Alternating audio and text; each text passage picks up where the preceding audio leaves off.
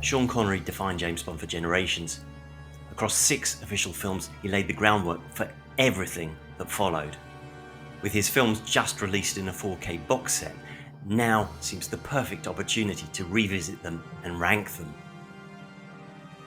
In 6th place, I don't think it's any real surprise that we've got Diamonds Are Forever. It is most people's least favourite Connery Bond, and for many Bond fans, it's really down at the bottom of their ranking. It got Sean Connery back with a famous $2 million salary, which he held out for, and once it was agreed, he immediately gave it away, so it wasn't really about the money. While it's not the first film to deviate significantly from the plot of the book, the tone of the film is very, very different from all the films before it. And really, it leads the way into the Roger Moore era.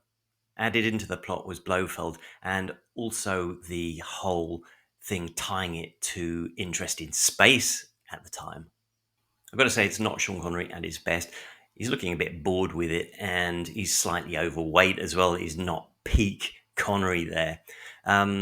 Also, it's a bit too slapstick with all the police cars crashing all over the place, which kind of leads into J.W. Pepper in the first Roger Moore film. But on the other hand, it has some great music. Shirley Bassey did the theme song. It's a great score by John Barry. It's got Ken Adams sets, and it really has its moments like the moon buggy chase and Bond riding the elevator on the outside of the casino. And in 5th place, we've got You Only Live Twice.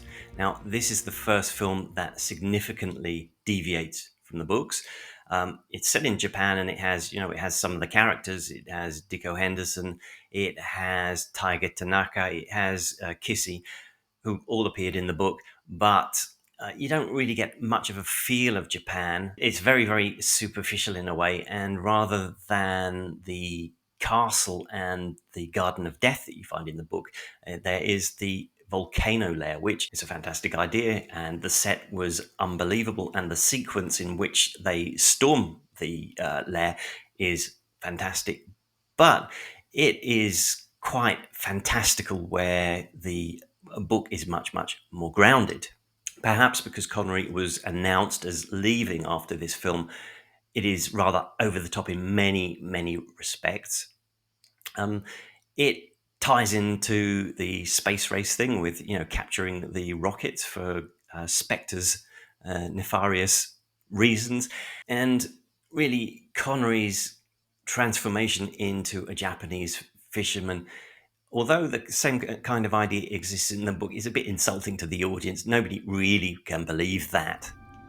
But again, it's got great music. The theme song by Nancy Sinatra is really good. John Barry's score is fantastic. And it's got Little Nelly, which is one of the all-time great gadgets, I think.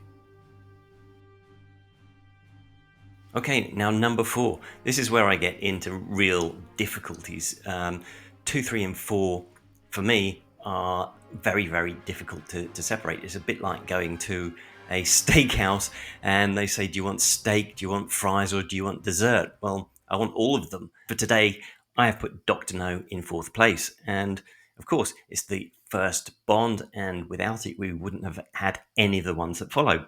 It had a really low budget, but they did a lot with it, and they got so much right with it. Felix Leiter is added to the story, of course, played by Jack Lord. He does a great job. And, there's the sequence where Bond goes to Miss Tarot's house, so that isn't in the book. But, it's broadly faithful to the book. The low budget sometimes shows it's got very, very obvious back projection, but that was the state of special effects in those days. Even today with digital effects, they don't always convince. At the end of No Time to Die, I think some of the effects work there was pretty shoddy, to be fair. I'd also say that Monty Norman's score isn't all that good. They did use the James Bond theme throughout. That was Monty Norman, but arranged by John Barry, and that is fantastic, of course. And I also think that Honey is much, much less interesting in the film than she is in the book. In the book, she has encyclopedic knowledge about nature, and it's more than just collecting shells. She really knows her stuff, which gives her more depth. But the film really uses Jamaica well. You get to see what it was like in the early 1960s, get a bit of a feel for the place. As I said before, it really makes use of the James Bond thing, which really gets your pulse racing. And really, it got almost everything bang on right from the start. Moving on to number 3, it is From Russia with Love. It is pretty faithful to the book, although it is now Spectre and not Smersh running the show. And of course, it's based on what Fleming considered to be his best book, and many Bond fans do too. By today's standards, it has pretty slow pacing, and while the brains of the operation are really the main villains, that's Klebb and Kronstein, Grant completely overshadows them. After leaving the Orient Express, Bond and Tanya are pursued by a helicopter, and to be honest, that feels like a bit of an afterthought. In Kerim Bey, Bond has a really good ally, and he helps show Istanbul and Turkey, so you experience a bit of being there. It's a great location. And above all, there's the claustrophobic fight on the train between Bond and Grant. Okay, moving on to my number 2 ranking, which is Goldfinger. Now, for many years, it was considered the best Bond by fans, and really, it's the film that cemented what a James Bond film is. It's pretty faithful to the book, but it actually improves on the plot. In the book, the plan is to steal the gold, but in the film, they changed it to irradiating the gold instead. This is the film that everybody looks back to, and to a certain extent, it is the film by which every other Bond film is judged. It's not a perfect Bond film. There is a scene in which Bond pretty much forces himself on Pussy Galore. There is Felix, who is way underused, but you can blame that on the book because he only really appears at the end of that. Again, it's got great music. It's got probably the classic Bond theme. It has John Barry music, and he really gets into his stride in Goldfinger. It's got some great Ken Adams sets, including Fort Knox, and of course it's got the Aston Martin DB5 with ejector seat. What more can I say? So that leaves in my number 1 spot, Thunderball. For the 4th Bond film, Terence Young came back as director after Guy Hamilton had done Goldfinger. For many years it was the Bond film with the biggest box office earnings, adjusted for inflation. I think it was only actually beaten by Skyfall in 2012. And rather than the regular producers, Kevin McClory produced this one.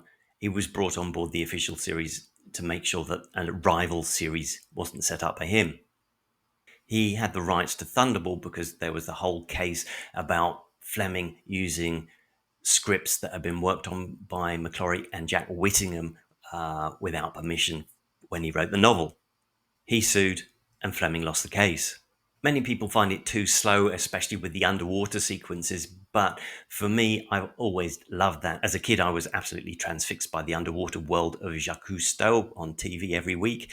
I used to snorkel, and much later I became a scuba diving, so Thunderball really does it for me. And for me, the plot is brilliant. It really plays into the paranoia of the nuclear age, with criminals getting their hands on atomic weapons. Thunderball is pretty outlandish, but not to the same extent as the 2 Connery films that followed. Once again, John Barry does a great job with the score. I particularly like the music when Bond is swimming underwater, and the Bahamas locations are excellent, as are Connery's casual clothes in the film. So that's my ranking of Sean Connery's James Bond films. Let me know what you think in the comments below. And if you'd like to see my ranking for a completely different era of James Bond, why don't you take a look at this video over here.